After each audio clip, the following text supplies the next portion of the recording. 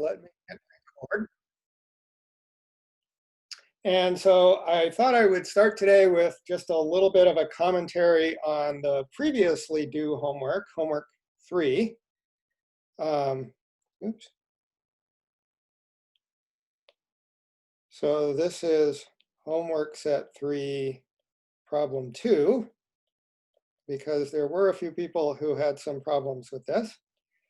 So among other things, it was asking for things like, in part C, you were asked to find this matrix element. And you can see the solutions that I handed back to see what the answer is. But I just thought I would mention the general strategy here is that we want to use the momentum or the position representations.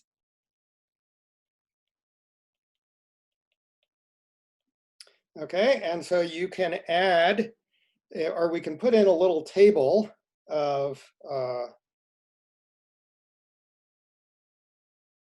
the representation.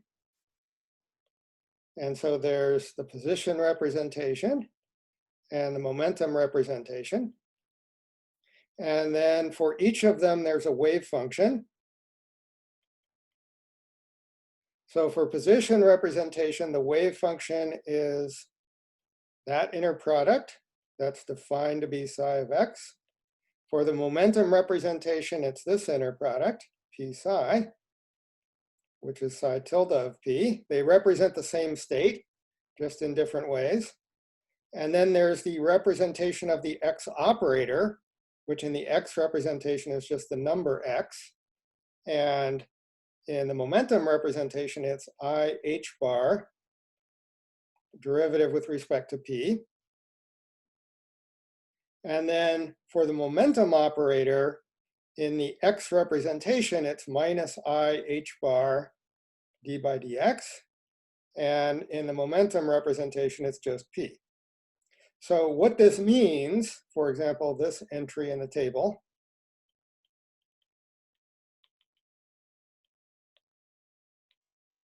is that if you have x, the bra, p, the operator, and then anything to the right of it, in general, it will be a ket, so I'm just going to write anything. That equals minus I h bar d by dx x bra on the same whatever it was, anything. Okay, and so if you're trying to decide, are you in the x representation or are you not, what you do is you look at the bra on the far left. That tells you what representation you're in, because the wave function that you're using is the bra x times whatever's to the right of it. Okay, so that was just a general strategy, and then there was a common mistake I wanted to point out on parts E, F, and G. So on part E, for example, actually I think I'll do part G. Okay, so there was this matrix element, x2, xp operators, x1. And so the first thing I want to mention is this quantity can only depend on real numbers x1 and x2.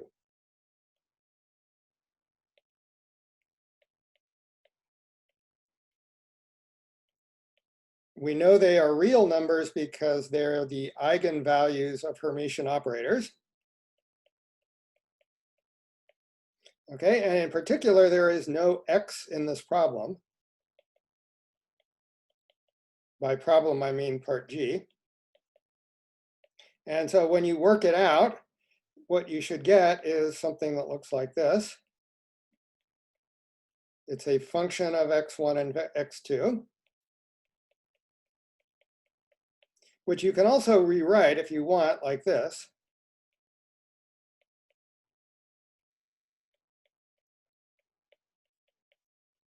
Okay, so that would be correct.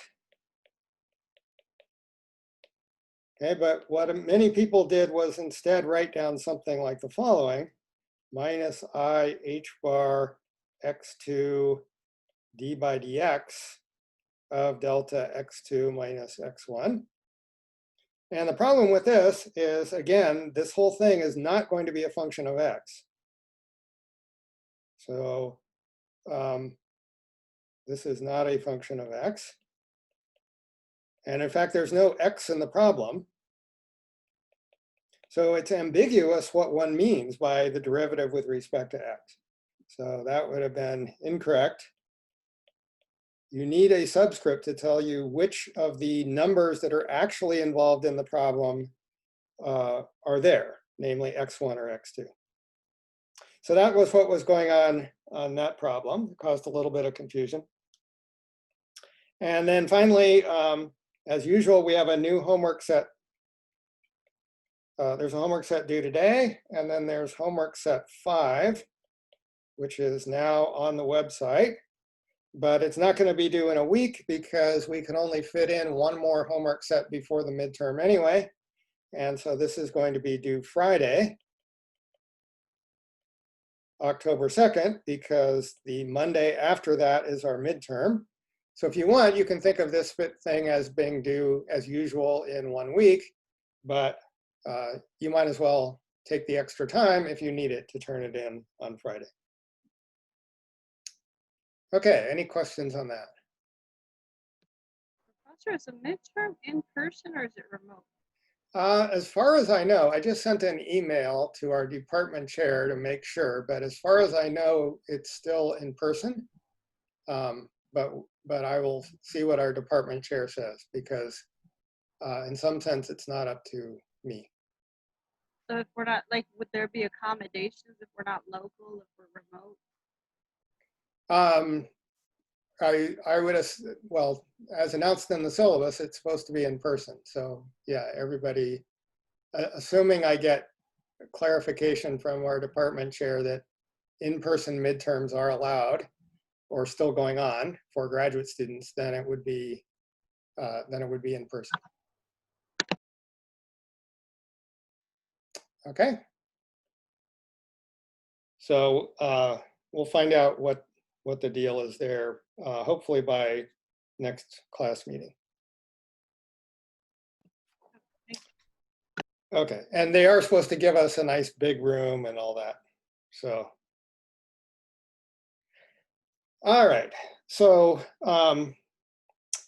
moving on, today's main topic is going to be the example of a particle in a square well. This is one of the standard problems in quantum mechanics that we should all know how to do. And so the idea here is that we're going to be given a potential, V of x, which is defined as follows. So it's a constant, V0, for x less than or equal to minus L over 2. And it's equal to 0 for absolute value of x less than L over 2. And again, it's the same constant V0 for x greater than or equal to minus L over 2. And so we're going to call these regions different regions where the potential is constant. The first one's going to be region 1. This is going to be region 2. And this is going to be region 3. Okay, and just to graph it as a function of x, this is the potential. And so there's L over 2 here and minus L over 2 here. Okay, and it has this shape. It's just a square well shape.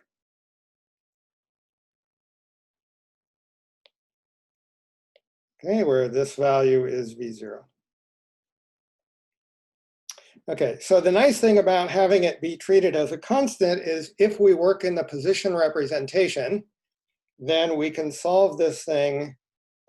We can solve the differential equation that we got in parts and then sew them together using continuity. Okay, so first in region 2, where things are simplest because the potential is just 0 there. Schrodinger's equation becomes this differential equation, that the second derivative of the wave function is equal to minus 2m over h bar squared times the energy times psi. So we are looking for eigenstates of energy. Maybe I should have put a subscript E on the psi, but we're going to leave it off because otherwise it would just cause too much clutter. Okay, this is a constant in the differential equation. And so this is hopefully a differential equation that you've all seen before. Okay, and the general solution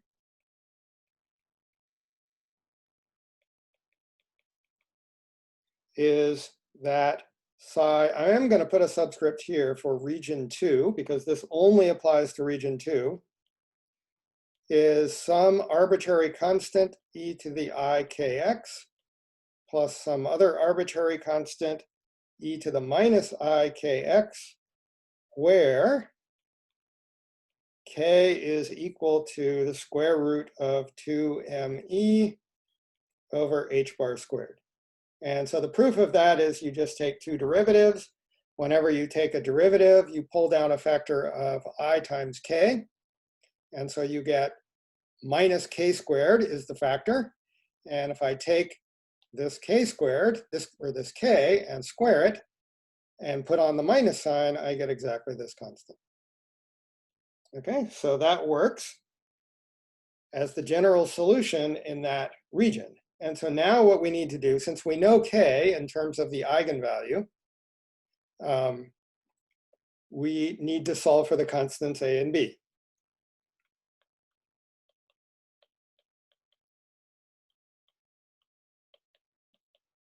Okay, and the strategy for doing that is to use continuity, something we talked about last time. The wave function is continuous, and we're going to use normalization. Okay, now that's just in region 2, so we should also worry about region 3. Region 3 was where x is larger than L over 2, where L is the size of the box. So in that region, because V is different, the differential equation is different, and it looks like this. It's the same, except we replace E by E minus V0. Okay, and we are going to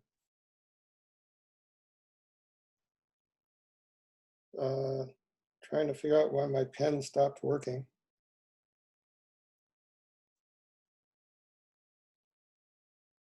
It was very strange.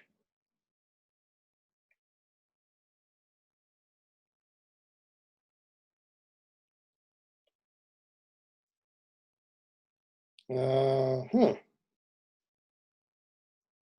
to try quitting out of it and going back. That works for some reason. Okay. So we're going to assume that E is less than V0, which means that we have a bound state. Okay, that's sort of the definition of what the bound state is. So if that's true, then everything here, including the minus sign, is a positive number. And so we're going to give that positive number a name. We're going to call it kappa squared, where kappa, therefore, is the square root of 2m V0 minus E over h bar. I'll put the h bar inside the square root. Okay, and so if we do that, then again, the solution to this differential equation, the general solution, now I'm labeling it by a index Roman numeral 3, just to say that it's in that region only, and it's some constant e to the kappa x plus another constant e to the minus kappa x. Okay, but the first term is unphysical because it blows up as x goes to infinity. Okay, and one thing we noticed before is that when that happens, if the wave function doesn't behave well at infinity, then among other problems, the operator p is not Hermitian.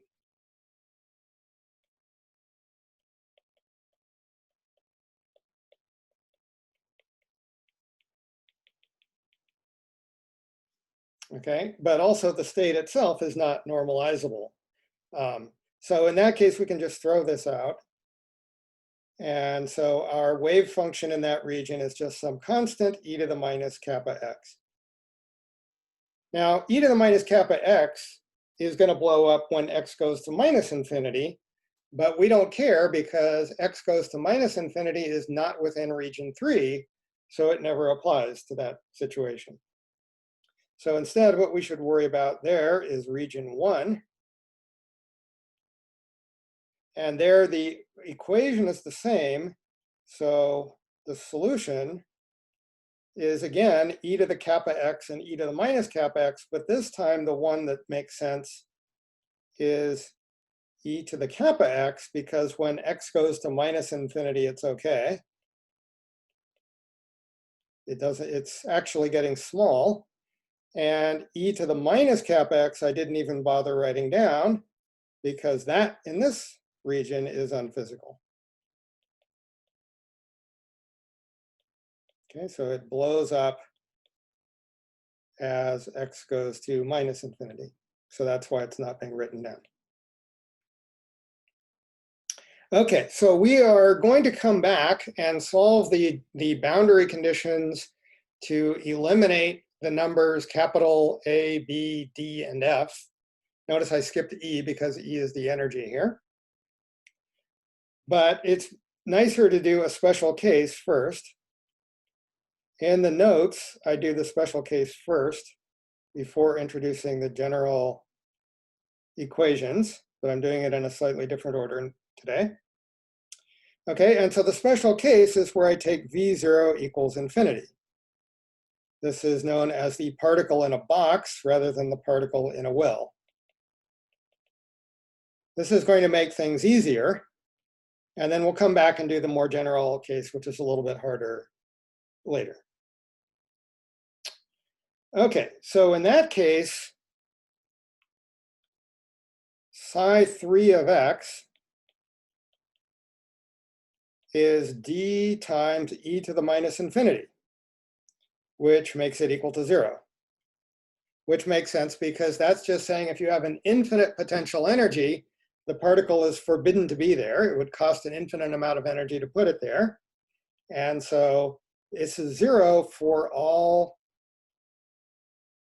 x greater than L over 2. And the same thing in region 1.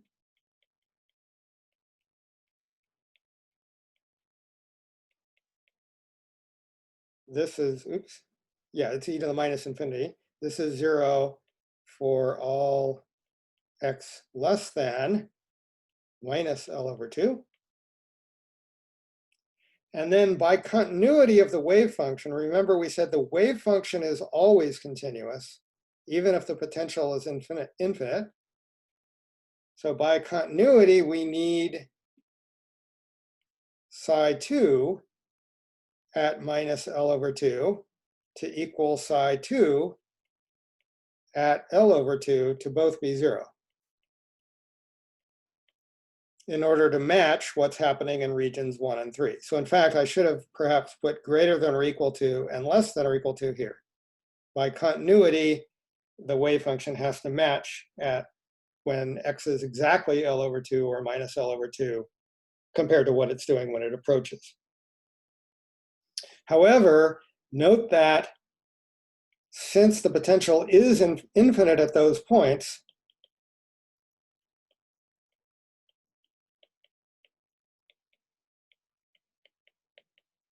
okay, these are infinite, we do not have a continuous first derivative.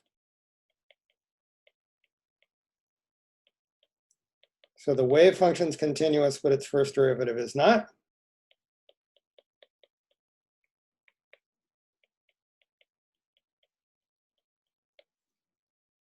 Okay, and so we'll have to do something else other than using continuity of the derivative. This is a psi prime at those points. Okay, so what we can do though is now use the continuity of the wave function and write down what it is at x equals L over 2.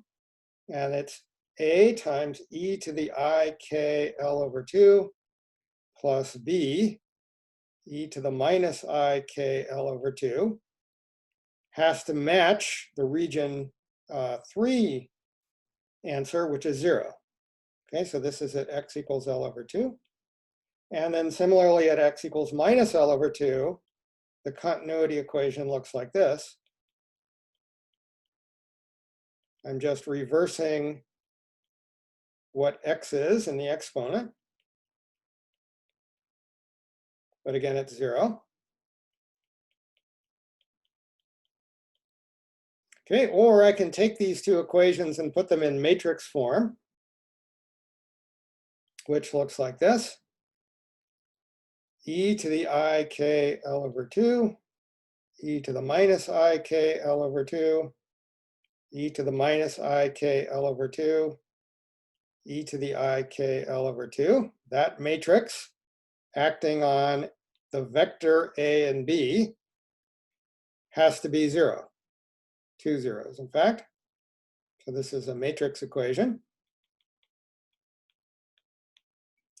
And then linear algebra says that if you want to have a non-trivial solution, if I call this matrix M, then we need that the determinant of M has to equal 0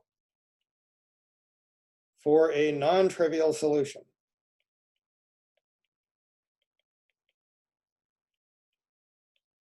Non-trivial solution here just means that A and B are not both 0, which means otherwise the ket would be 0, which is not a state in quantum mechanics.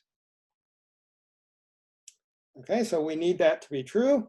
Otherwise, if determinant of M was non-zero, then we could construct the inverse of M. We would act on both sides with the inverse of M, and then we would just get AB equals 0, 0. Okay, so the determinant of M is e to the I k L minus e to the minus I k L.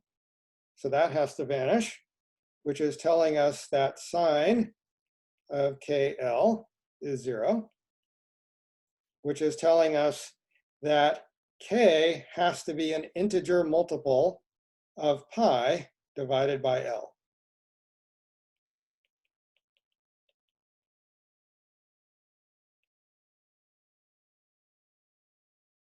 Okay, and so what we've learned is that K, and therefore the energy eigenvalues,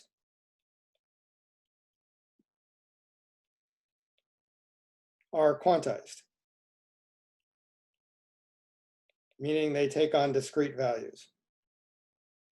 Okay, and this is a general feature of bound states. Professor, mind if I interrupt? No, go ahead. So real quick, when we have e to the IKL minus e to the minus IKL, that is sine, but don't we also have like a 1 over I or something like that running around in there? Yeah, so there's a 1 over 2i, but because we're saying it's 0 anyway. Oh, we just multiply it over and it goes away. Yeah, so notice I didn't say here equals. I said this implies. So the fact that this is 0 implies that sine KL equals 0. Gotcha. Pardon my interruption. I'm good now. Good, no problem. All right. So now that we know that K is equal to an integer times pi over L, we can go back and look at, for example, this equation and plug that information into there to see what happens. And so what you find is that B is equal to minus e to the ikl times a, which is equal to, therefore, minus e to the I n pi times a, which you can rewrite as minus 1 to the n plus 1 times a. So what that means is we've solved for b if we know what a is. In fact, it's just equal to a up to a sign that depends on whether n was even or odd. So let's treat those two cases separately. So first, for odd n, I'm doing odd n first because it's going to turn out that includes the ground state, the lowest energy state of the system. So if n is odd, then b and a are exactly equal, which implies that the wave function in region 1, actually I'm going to put a subscript n on this because it depends on what we chose for n, is equal to, so really I should write two things here, a times e to the ikx plus e to the minus ikx. That's, by the way, also equal to 2a cosine kx. And that's valid if the absolute value of x is less than or equal to L over 2. Okay, so that's in region 2. And if you're outside of that, we said the particle is forbidden to be there. So for absolute value of x greater than or equal to L over 2, it's 0.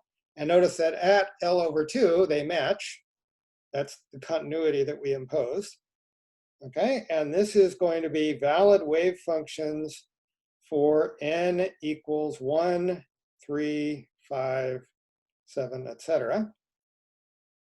And notice that we don't need to talk about negative n's. So if we tried to,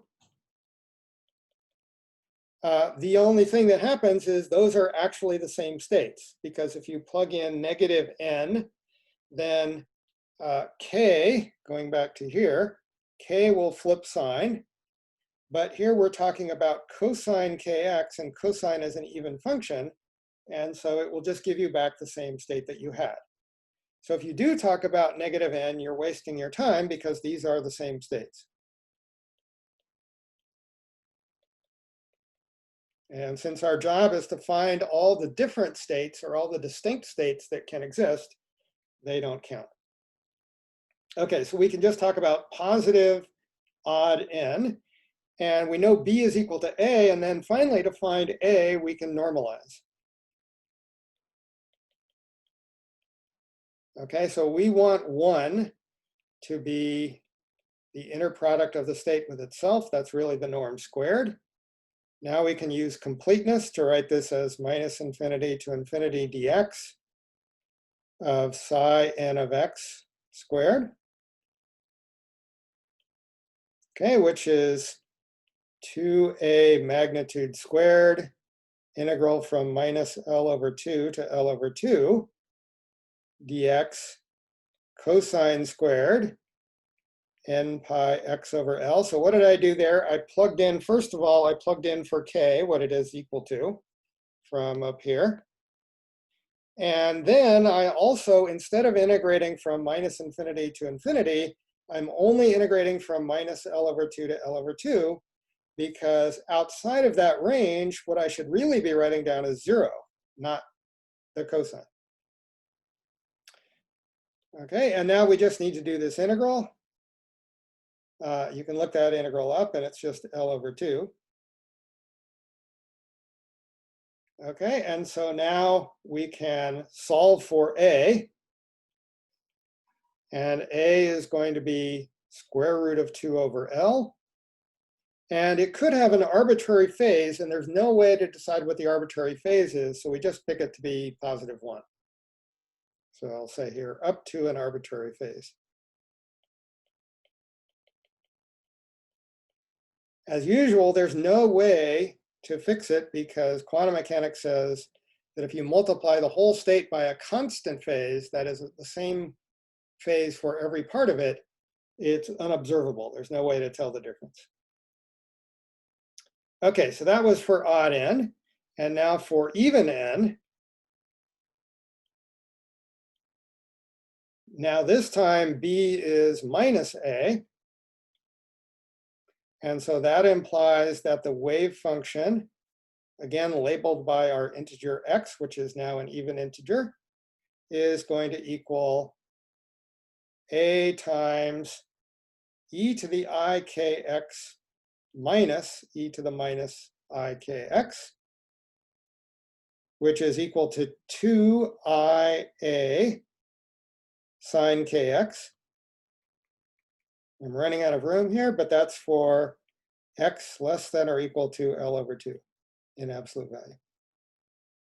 Okay, and then again, if you're outside the box that you're confined to, then it's just 0.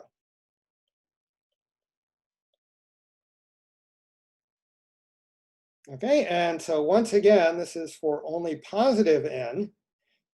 So this is valid for n equals 2, 4, 6, etc. Notice that n equals 0 does not give us a solution, because if n equals 0, then we get the null ket. Okay, we get the null ket because we plug in for k here, and then we get sine of 0, which is 0, and then the wave function would be 0 everywhere, and that's the null ket, which is not a state. Okay, so that doesn't count. And n negative, just like for n positive and n negative and odd, just gives you back the same states. So they also don't count. And so we only worry about positive n. Okay, and so we can summarize by saying that in region 3, psi n of x is square root of 2 over L times cosine n pi x over L, where n is odd, or psi n of x can be square root of 2 over L sine n pi x over L, and that's if n is even and larger than or equal to 2. Isn't this for region 2? Oh, very good. Sorry, region 2. Got my regions mixed up. Thank you.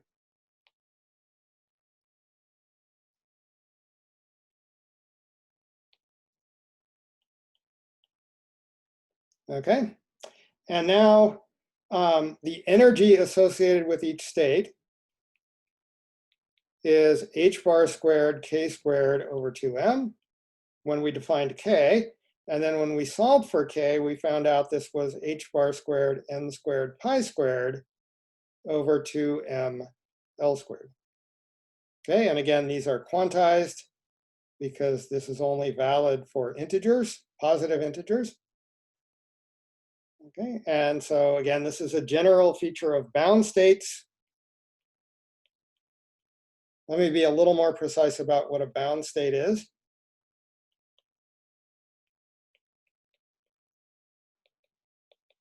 Okay, so two ways to define what we mean by a bound state, which turn out to be equivalent, are first of all that the wave function has to go to 0, not just stay finite, but actually go to 0 at large distances.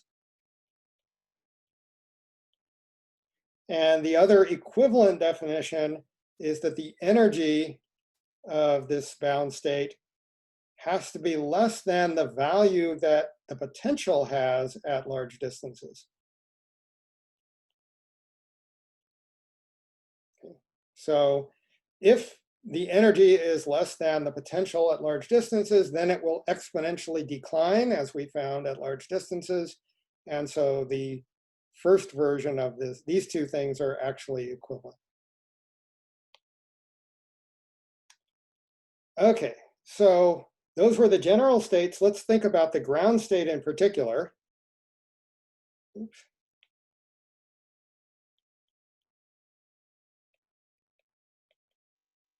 So the ground state with n equals 1 has first of all, wave function that looks like a cosine.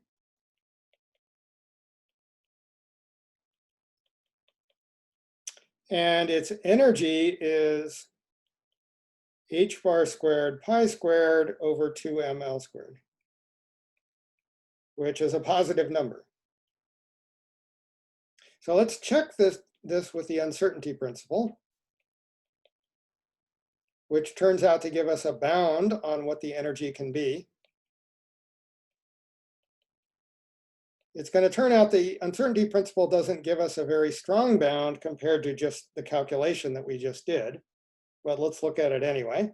So the way that works is we remember that we're talking about a particle that's free as long as it's in region 2. So it's p squared over 2m in region 2. And so the expectation value of the Hamiltonian is 1 over 2m times the expectation value of p squared, just taking the expectation value of both sides. But it's also true that you can calculate the expectation value of p, which gives 0. And so the expectation value of the Hamiltonian is equal to 1 over 2m. I'm just going to subtract 0 by writing it as the expectation value of p, quantity squared. So I've done nothing. But now what's in the square brackets here, we recognize as the uncertainty squared. So this is 1 over 2m delta p, the uncertainty in the momentum squared. Okay, but we also know this, that the uncertainty in momentum times the uncertainty in position is greater than or equal to h bar over 2.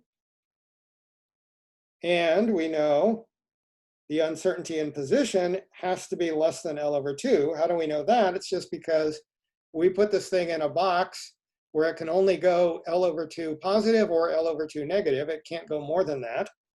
And so the uncertainty certainly is less than L over 2, the half the size of the box.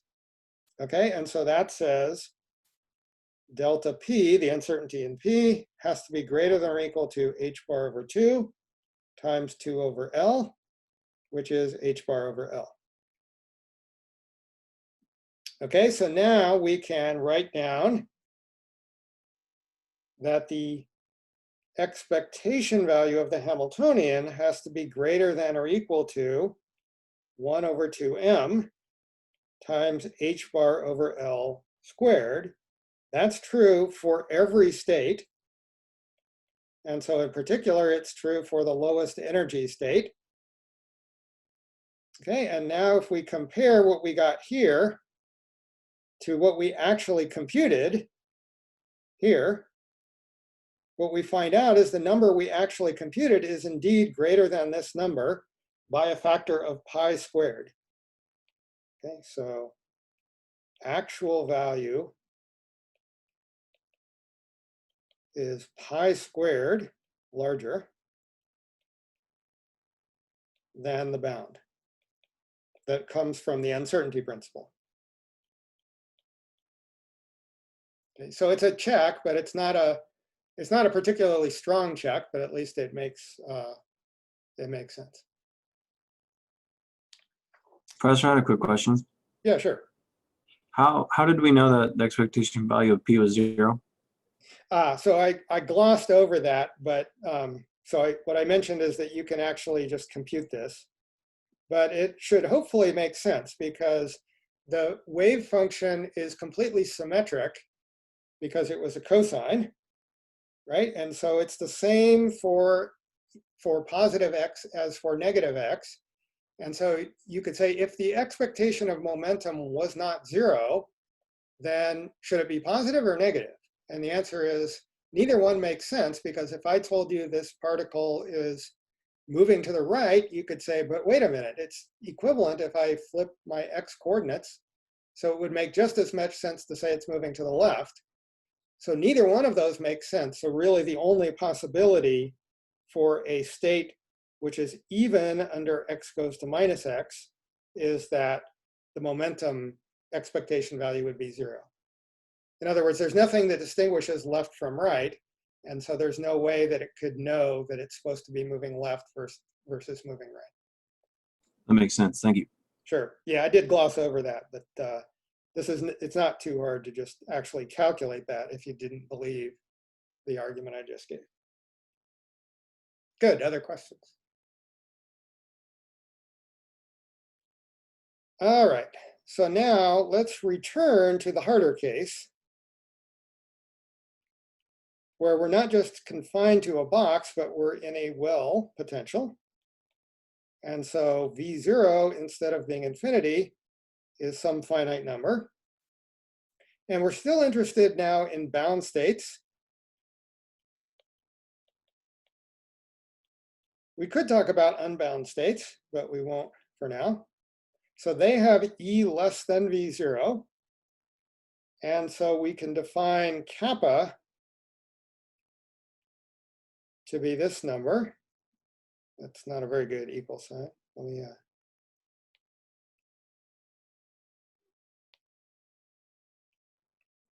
okay, it's 2m V0 minus E all over h bar squared. This is a real number because we're taking the square root of a positive number. And we saw that we had solutions that were either sines or cosines, so they were even or odd. And so let's do the same thing here. We're going to look for solutions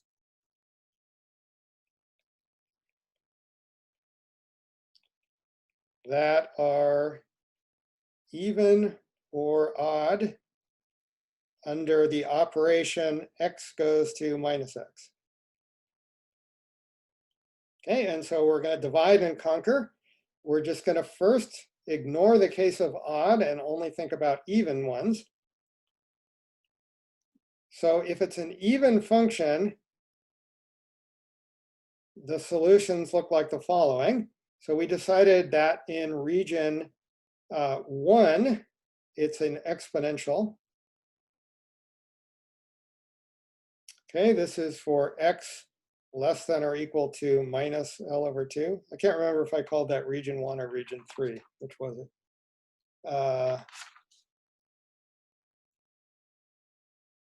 I think it was region 1.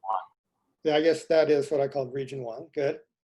Okay, and then in region 2, it's a cosine kx. This is for absolute value x less than or equal to L over 2. And for region 3, it's c e to the minus kappa x. Oops. That's for x greater than or equal to L over 2. Okay, and notice in the middle region, we can always choose to only talk about positive k, because if k was negative, cosine kx is the same thing, and so we wouldn't really be talking about anything different. All right, so now what are we going to do? We're going to talk about continuity again. At x equals L over 2, we have the continuity of the wave function.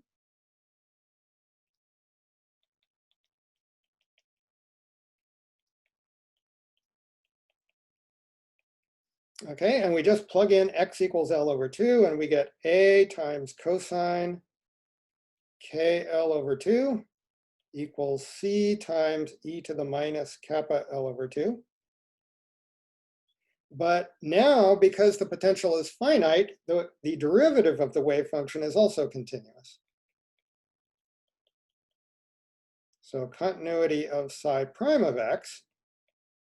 Now we take a derivative and then we plug in the same thing, x equals L over 2. And so we get minus a k sine KL over 2 has to equal minus c kappa e to the minus kappa L over 2. Okay, so we have two equations. And so one thing we'd like to do is we'd like to solve for a and c and eliminate them. and then solve for the allowed energies. So one way to do that is if we divide one equation by the other, notice on the left-hand sides, the A's will cancel, and on the right-hand sides, the C's will cancel. And so a consequence of these two equations is that if we have K times the tangent of KL over 2, that equals kappa. Okay, so that's one equation. And then another thing we had is, and this is going back a little bit, we had this expression for kappa in terms of the energy. And way back, somewhere up here, we also defined what K was. Where is it? We had K in terms of the energy. And so we can put those two pieces of information together. And so the other equation that we get is that if we take K squared plus kappa squared, that's 2me over h bar squared plus 2m v0 minus e over h bar squared, which is equal to 2m v0 over h bar squared. And so notice what's happened is the energy has canceled out. The energy eigenvalues has canceled out. And so we have another equation that just involves K and kappa, which looks like this.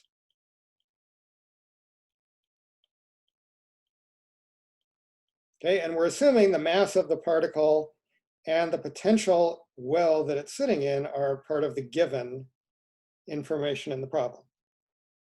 Okay, so we need to solve these two equations for K and kappa.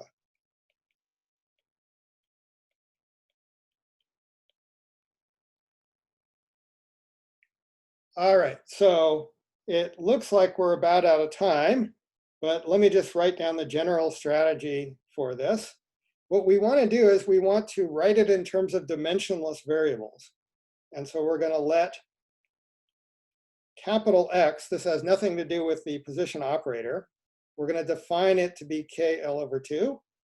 And we're going to define capital Y to be kappa L over 2. These are both dimensionless numbers. It's often a good strategy when you're trying to solve complicated things to write them in terms of dimensionless quantities where you can. And so here the first equation turns into X tangent X equals Y. That's one equation. And the second equation turns into X squared plus Y squared is a constant, namely m v0 L squared over 2h bar squared. Okay, so next time we will start off by solving these two equations simultaneously for X and Y, which it turns out can't be done in closed form with ordinary functions, but it can be done numerically, and we can use graphical methods to understand what the solutions are, and then we can go tell our computer how to go find the solutions. Okay, so we're going to do graphical solutions for X and Y next time. All right, so that's it for today. Just a reminder, again, you do have homework due today, and then the next homework's due a week from this coming Friday. And so I will turn off the recording.